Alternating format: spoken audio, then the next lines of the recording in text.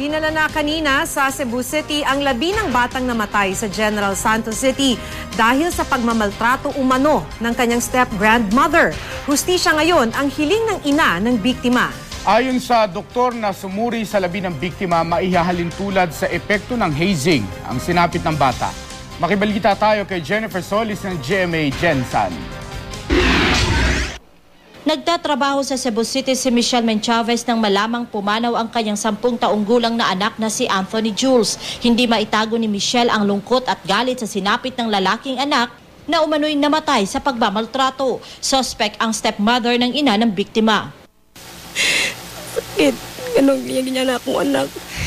Nga nisa sila sa kuha nga akong anak. Ilang gamon. Tarungon nila gamo akong anak. Nakaroon sa naman.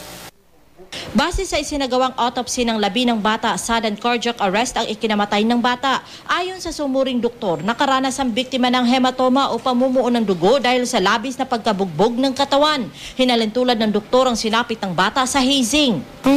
Because of the appearance of the mga contusion all over the body, the possibilities that may pinalo na mga hard objects sa katawan niya, which causes yung mga hematoma and contusion.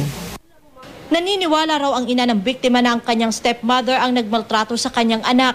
Maging siya raw kasi nakaranas ng pagmamalupit ng kanyang madrasta. Nidesisyon ko nga mubalik kong bugo. Ito ako gina kong papa nga mubalik kong bugo. Kaya di may magkasabot ni. Pinuntahan namin ang bahay ng stepmother ng ina ng biktima pero wala siya roon. Ayon sa mga kapitbahay, umalis siya kagabi.